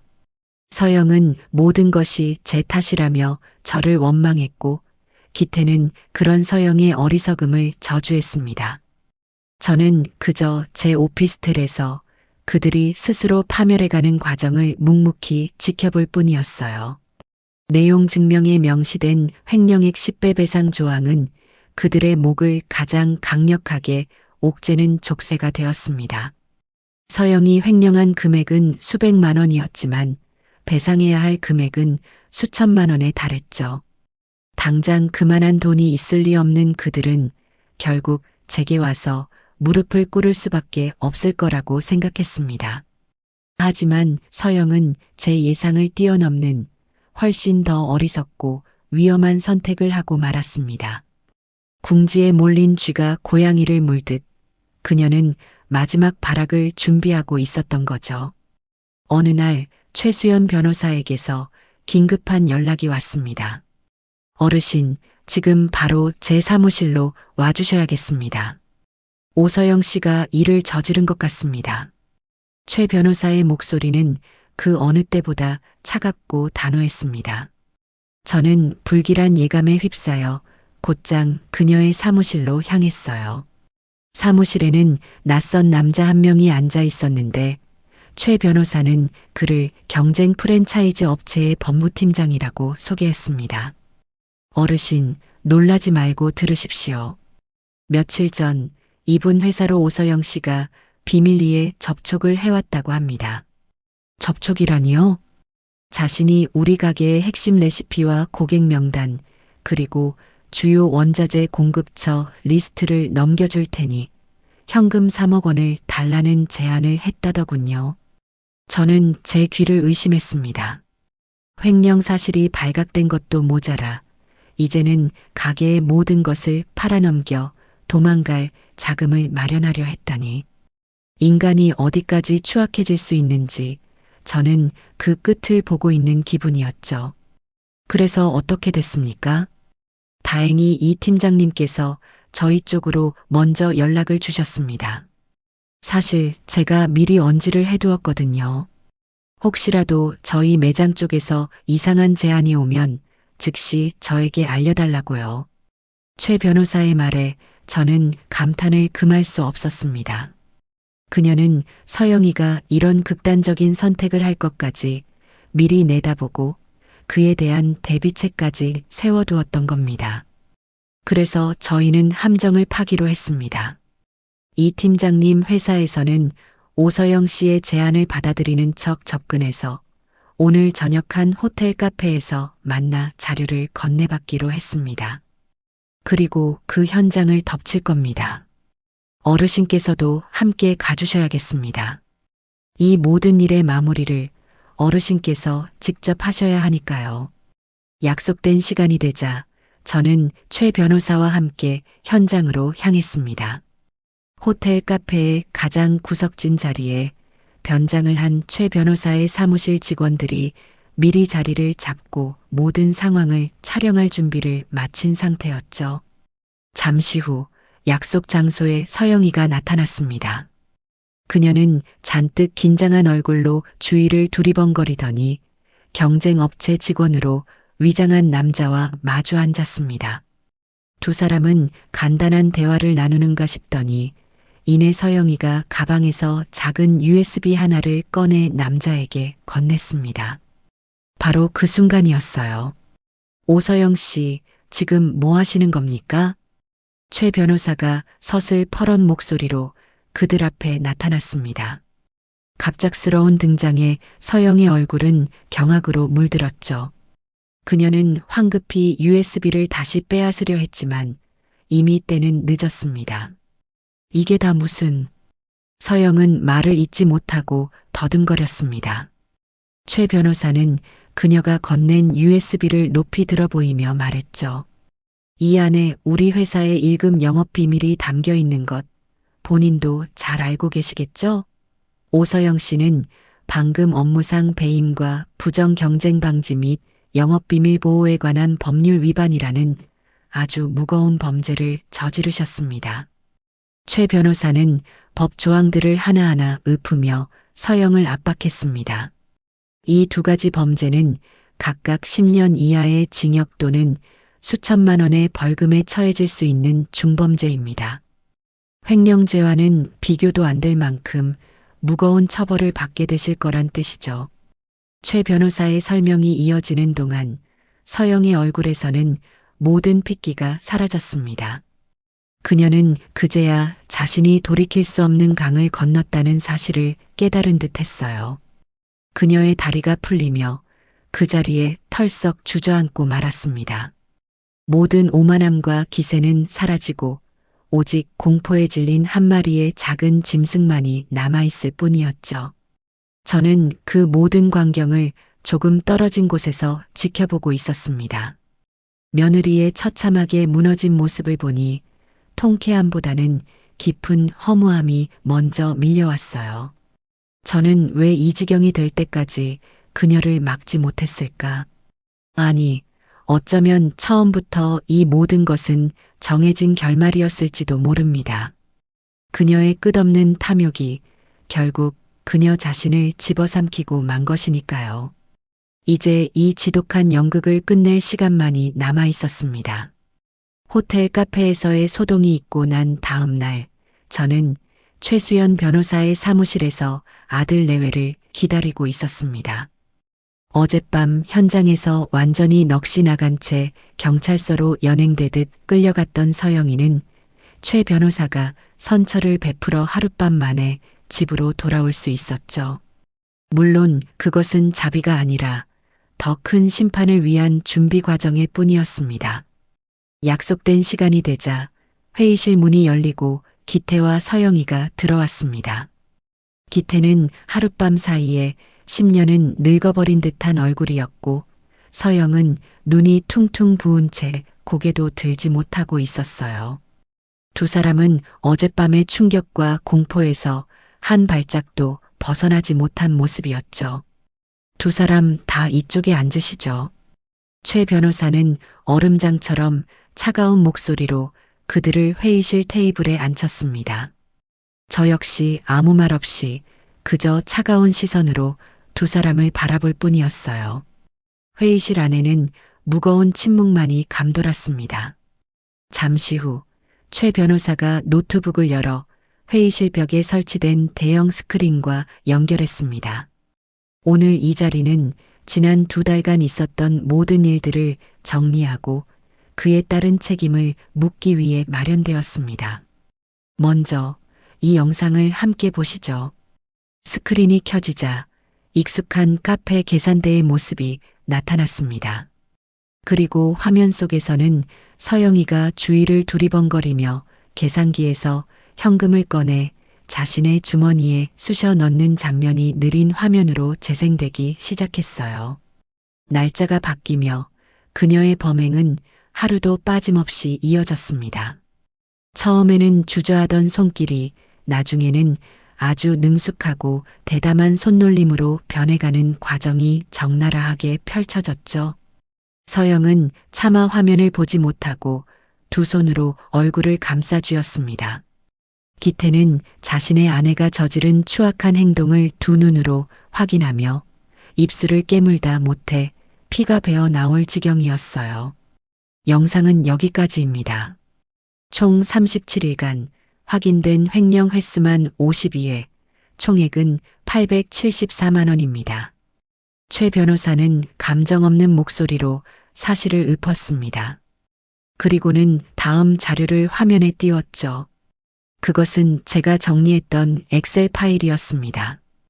이것은 포스 매출 기록과 실제 법인 계좌 입금 내역을 비교 분석한 자료입니다. 보시다시피 단 1원의 오차도 없이 정확하게 횡령 내역과 일치합니다. 법정에서 아주 강력한 증거로 사용될 수 있는 자료들이죠. 서영의 어깨가 가늘게 떨리기 시작했습니다. 하지만 최 변호사는 멈추지 않았어요. 그리고 마지막으로 어젯밤 영상입니다. 화면이 바뀌고 호텔 카페의 모습이 나타났습니다.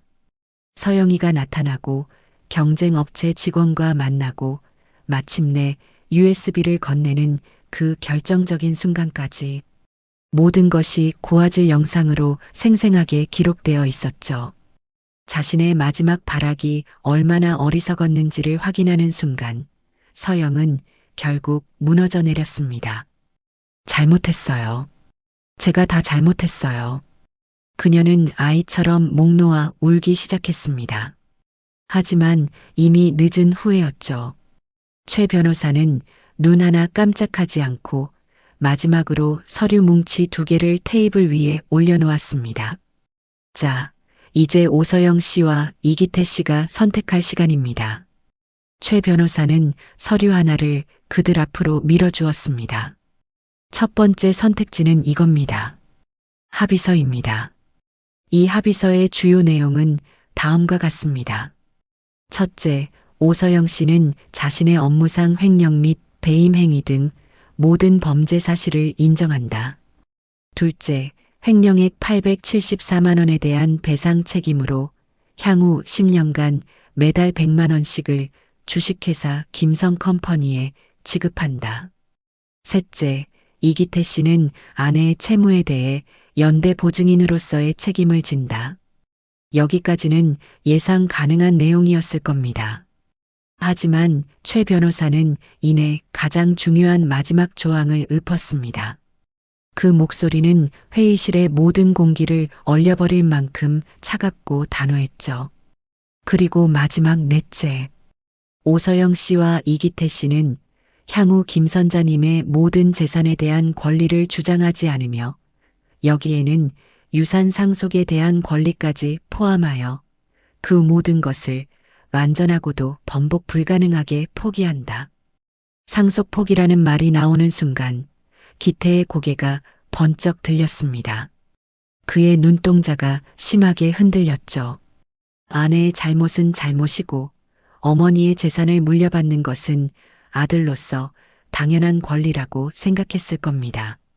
하지만 저는 그 마지막 남은 한 가닥의 끝마저 잘라낼 생각이었어요. 엄마, 이건 너무 심하잖아. 기태가 저를 보며 원망 섞인 목소리로 말했습니다. 그때까지 침묵을 지키고 있던 제가 처음으로 입을 열었습니다. 심하다고? 니들이 내게 한 짓은 심하지 않고 평생을 바쳐 이룬 내 보금자리를 팔아 니들의 욕심을 채워주고 그 은혜를 도둑질과 배신으로 갚은 니들의 행동은 심하지 않다는 말이냐? 제 목소리는 낮고 조용했지만 그 안에는 평생의 분노와 슬픔이 담겨 있었습니다. 나는 오늘 아들 하나를 잃는 셈 치기로 했다. 대신 내 남은 인생을 지킬 생각이다. 그러니 선택하거라. 이 합의서에 도장을 찍고 니들 인생을 밑바닥부터 다시 시작하든가.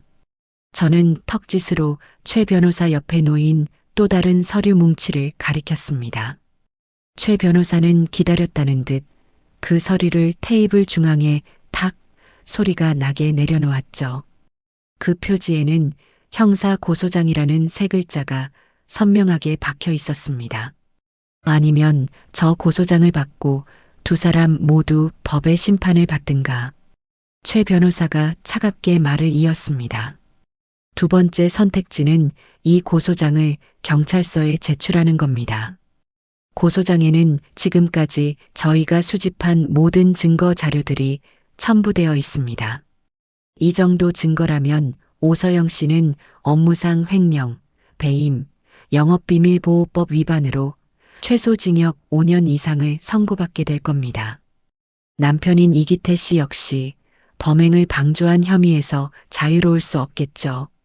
그렇게 되면 두 분 다 빨간 줄이 그어지고 앞으로 이 사회에서 정상적인 경제 활동은 꿈도 꿀 수 없게 됩니다.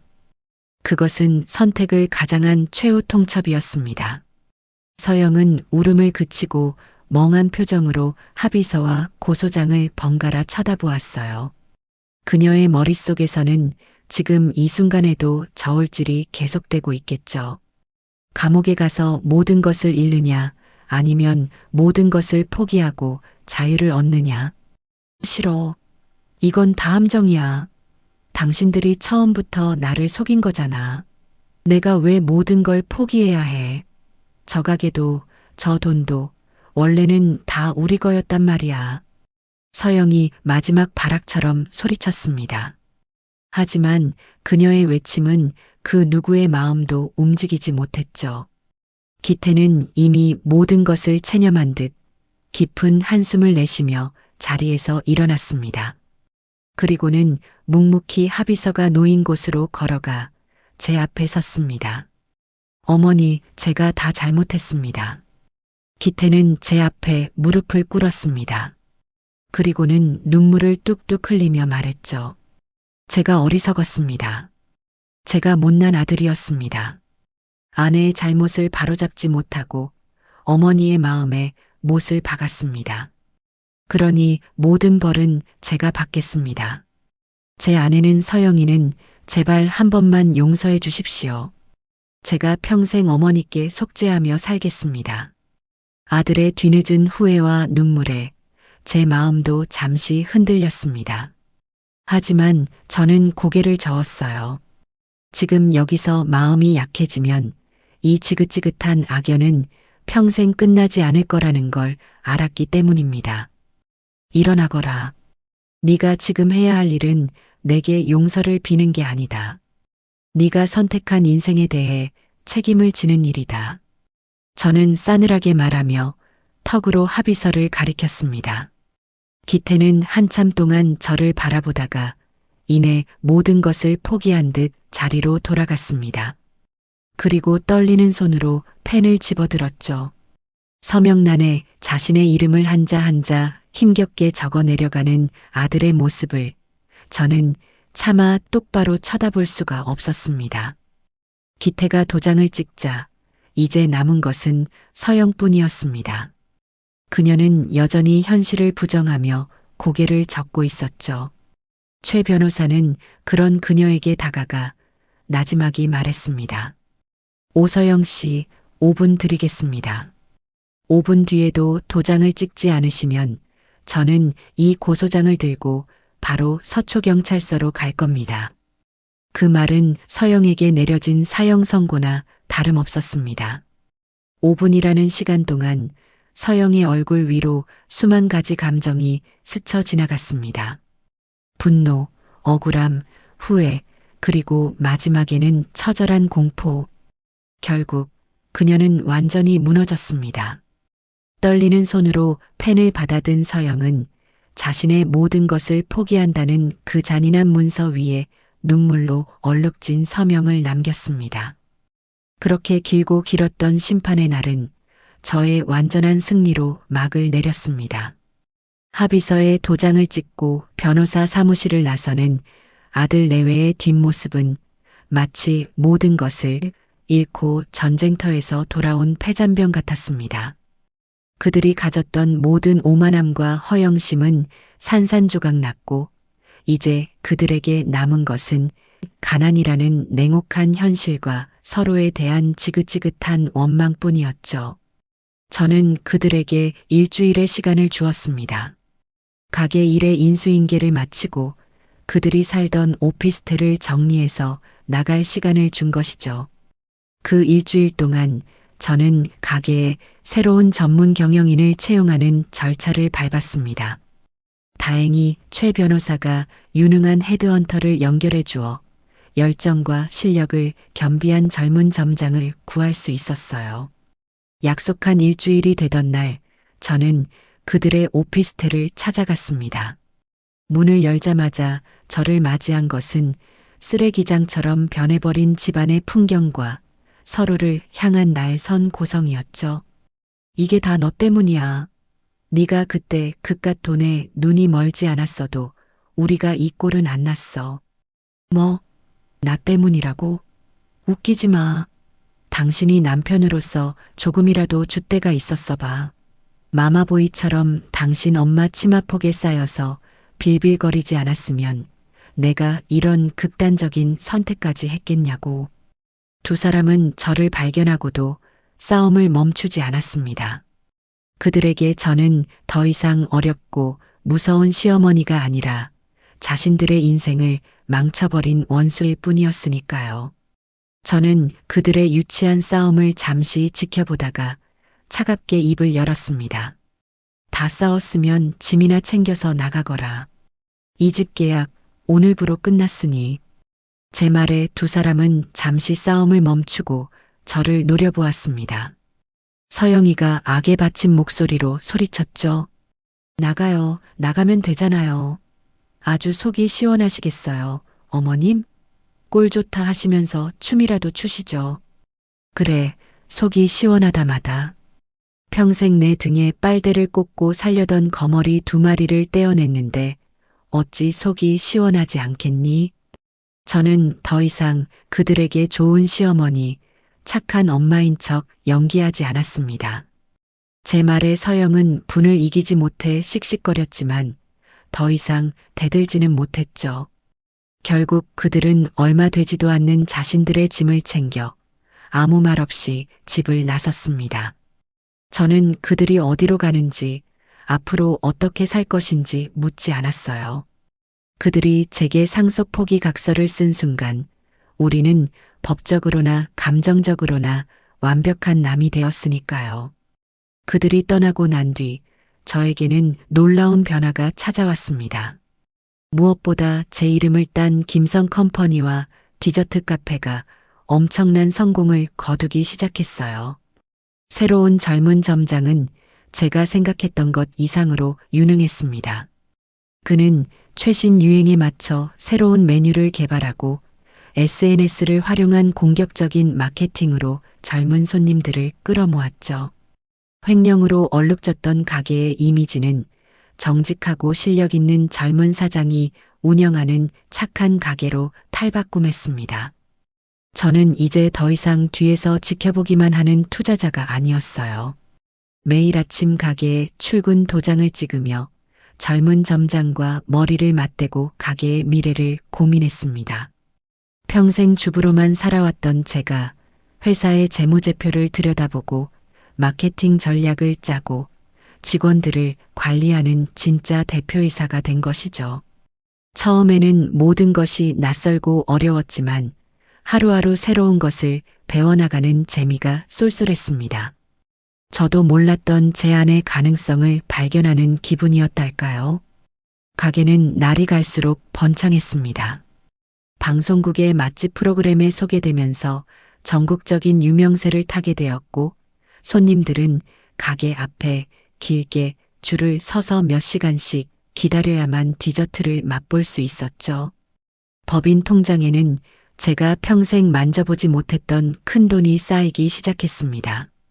그렇게 모든 것이 제자리를 찾아가던 어느 날 가을 저녁이었어요. 가게 마감을 돕고 있는데 한 남자가 제 앞에 우두커니 서 있었습니다. 허름한 작업복 차림에 얼굴은 햇볕에 검게 그을리고 손은 온통 굳은 살이 박여 있었죠. 제 아들 기태였습니다. 몇 달 만에 본 아들의 모습은 너무나도 변해 있어서 저는 하마터면 알아보지 못할 뻔했어요. 어머니, 기태는 저를 부르며 고개를 푹 숙였습니다. 저는 아무 말 없이 그를 가게 근처의 작은 국밥집으로 데려갔습니다. 따뜻한 국밥 한 그릇을 시켜주자 아들은 마치 며칠을 굶은 사람처럼 허겁지겁 밥을 먹기 시작했어요. 그 모습을 보니 마음 한구석이 또다시 시큰하게 아려왔습니다. 서영이와는 헤어졌어요. 한 그릇을 다 비우고 나서야 기태가 힘겹게 입을 열었습니다. 그날 이후로 하루도 안 싸운 날이 없었어요. 서로를 보면 원망하고 저주하고 더 이상은 같이 살 수가 없겠더라고요. 지금은 지방 공사 현장에서 일하고 있어요. 몸은 힘들지만 그래도 땀 흘려서 내 힘으로 돈을 버니까 마음은 편해요. 저는 아무 말 없이 아들의 거칠어진 손을 바라보았습니다. 기태는 그런 제 시선을 느꼈는지 멋쩍게 웃으며 손을 테이블 아래로 숨겼어요. 어머니 정말 죄송했습니다. 기태는 자리에서 일어나 제 앞에 깊이 고개를 숙였습니다. 내가 못난 아들이었습니다. 어리석은 남편이었고요. 어머니가 평생 얼마나 힘들게 사셨는지 헤아리지 못하고 내 욕심만 차리려고 했습니다. 정말 면목이 없습니다. 아들의 진심 어린 사과에 제 눈시울이 뜨거워졌습니다. 제가 그토록 듣고 싶었던 말이 바로 저 말이었을지도 모릅니다. 됐다. 다 지난 일이다. 이제라도 정신 차렸으면 된 거야. 저는 자리에서 일어나며 계산서와 함께 작은 봉투 하나를 테이블 위에 놓았습니다. 밥 든든히 챙겨 먹고 몸 상하지 않게 조심해서 일해라. 그리고 다시는 내 앞에 나타나지 마라. 네 인생은 이제 네가 알아서 사는 거다. 봉투 안에는 약간의 현금이 들어 있었습니다. 어미로서 해줄 수 있는 마지막 배려였죠. 기태는 아무 말 없이 그저 눈물만 뚝뚝 흘리고 있었습니다. 저는 더 이상 뒤돌아보지 않고 국밥집을 나왔습니다. 차가운 밤 공기가 제 뺨을 스쳤지만 마음만은 이상하게도 따뜻하고 가벼웠어요. 길고 길었던 아들과의 악연을 드디어 오늘 완전히 끊어낸 기분이었습니다. 시간은 쏜살같이 흘러 아들 기태가 저를 찾아왔던 그날로부터 다시 1년이라는 세월이 지났습니다. 그동안 저의 삶에는 아주 많은 변화가 있었어요. 디저트 카페 김성컴퍼니는 그야말로 대성공을 거두었습니다. 입소문이 퍼지면서 백화점과 대형 쇼핑몰에서 입점 제한이 쇄도했고 저는 눈코 뜰 새 없이 바쁜 나날을 보내며 사업을 확장해 나갔죠. 어느덧 저는 동네의 작은 가게 사장이 아닌 수십 명의 직원을 거느린 어엿한 회사의 대표가 되어 있었습니다. 사람들은 저를 70평생 만에 자수성가한 여성 사업가라며 치켜세웠습니다. 유명 잡지와 인터뷰를 하기도 하고 젊은 창업가들을 위한 강연에 초청되기도 했죠. 마이크 앞에 서서 제 인생 이야기를 담담하게 풀어놓을 때면 가끔씩 모든 것이 꿈만 같이 느껴지곤 했어요. 평생을 누군가의 아내, 누군가의 엄마로만 살아왔던 제가 이제는 김선자 대표님이라는 이름으로 불리며 다른 이들에게 희망과 영감을 주는 사람이 되었다는 사실이 믿기지 않았습니다. 저는 제가 번 돈을 의미 있는 곳에 쓰고 싶었어요. 그래서 최수연 변호사의 도움을 받아 작은 장학재단을 설립했습니다. 저처럼 어려운 환경 속에서도 자신의 꿈을 위해 열심히 노력하는 젊은이들을 돕고 싶었기 때문이죠. 특히 가정 형편 때문에 제과제빵사의 꿈을 포기해야 할 위기에 놓인 학생들에게 저희 회사 이름으로 장학금과 기술연수의 기회를 제공했습니다. 대표님, 이번에 저희가 후원하는 학생이 전국대회에서 대상을 탔어요. 젊은 점장이 상기된 얼굴로 제게 소식을 전해오던 날, 저는 제 가게가 성공했을 때보다 더 큰 기쁨과 보람을 느꼈습니다. 제가 며느리의 탐욕 때문에 어쩔 수 없이 시작했던 일이 이제는 누군가의 인생을 바꾸는 선한 영향력이 되고 있다는 사실에 가슴 벅찬 감동을 느꼈죠. 그래, 돈이란 이렇게 써야 하는 것이구나. 나 자신을 위해서가 아니라 다른 이들을 위해 쓸 때 비로소 그 가치가 빛나는 것이구나. 저는 비로소 돈의 진짜 의미를 깨닫게 되었습니다. 아들 기태와는 그 후로 한 번도 만나지 않았습니다. 가끔 명절이 되면 어머니 죄송합니다. 그리고 감사합니다. 라는 짧은 문자 메시지만이 도착할 뿐이었죠. 저는 그 메시지에 답장하는 대신 그저 아들이 자신의 자리에서 묵묵히 인생을 꾸려나가기를 기도할 뿐이었습니다. 서영이에 대한 소식은 더 이상 들려오지 않았어요. 아마 그녀 역시 이 세상 어딘가에서 자신이 저지른 과오의 무게를 짊어진 채 힘겹게 살아가고 있겠죠. 어느 화창한 오후, 저는 막 오픈한 저희 회사 2호점의 테라스에 앉아 향긋한 커피를 마시고 있었습니다. 눈부신 햇살 아래 사람들은 행복한 얼굴로 저희 가게의 디저트를 맛보며 웃음꽃을 피우고 있었죠. 저는 그 평화로운 풍경을 바라보며 문득 제 인생을 되돌아보았습니다. 내 인생을 망친 것은 시어머니라던 며느리의 그 한마디에서 이 모든 복수는 시작되었죠. 저는 그녀의 소원을 들어주는 척하며 그녀를 완벽한 파멸로 이끌었습니다. 하지만 지금 와서 생각해보면 그때 제가 정말로 들어준 것은 며느리의 소원이 아니었던 것 같아요. 오히려 저는 제 자신의 소원을 이룬 것이나 다름없었습니다. 아들에게서 벗어나고 싶다.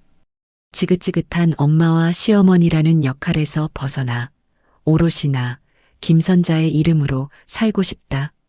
평생을 가슴속에 묻어두고 감히 꺼내지 못했던 저의 진짜 소원. 아이러니하게도 며느리의 그 어리석은 탐욕이 제게 그 소원을 이룰 수 있는 기회와 용기를 주었던 겁니다.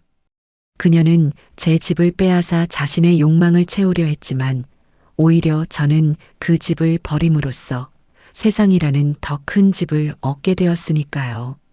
저는 이제 더 이상 누군가를 원망하지 않습니다.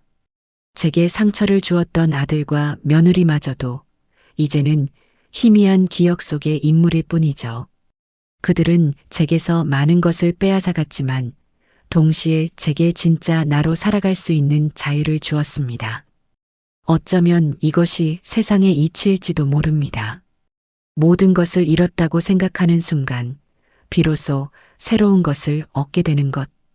가장 큰 위기가 가장 큰 기회가 되는 것. 따스한 햇살을 받으며 저는 조용히 눈을 감았습니다. 귓가에는 사람들의 행복한 웃음소리가 기분 좋게 울려 퍼지고 있었어요. 그래, 이것이 바로 내가 원했던 인생이다. 누구에게도 기대지 않고 누구도 책임지지 않으며 오직 나 자신을 위해 살아가는 삶. 저는 평생을 바쳐 지켜온 낡은 집을 팔아 마침내 제 영혼의 진짜 주인이 되었습니다.